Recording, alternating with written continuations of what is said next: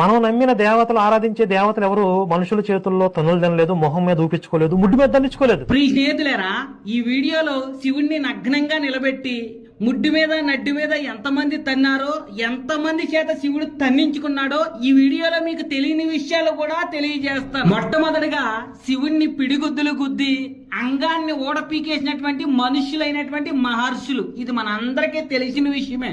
రెండు, రాక్షసులు. శివుడు దేవుడు అని తెలుసు కూడా రాక్షసులు శివుణ్ణి ముడ్డు మీద నడ్డి మీద తనడమే కాకుండా భస్మాసురుడు అనేటువంటి రాక్షసుడు శివుడి ద్వారా వరం పొంది శివుడినే చంపేయడానికి శివుడు వెనకాల పరిగెడతా ఉంటాడు. శివుడేవో ప్రాణభయంతో పరుగు చూడండి ఎంత ఫాస్ట్ పరిగెడుతున్నాడో ప్రాణభయంతో.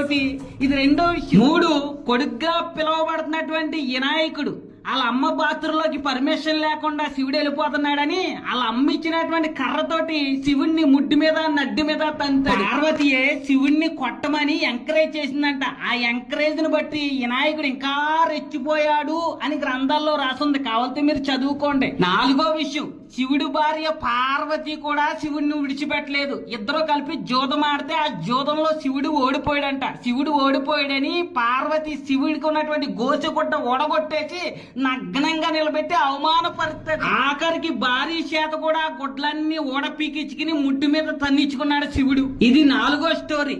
ఐదో స్టోరీ ఏంటంటే, బ్రహ్మ భార్య అంట నీకు మగతనం పోవునుగాక అని శివుణ్ణి శపించిందంట. శివుణ్ణి శపించగానే పాపం శివుడికి మగతనం పోయింది అని రాసుంది.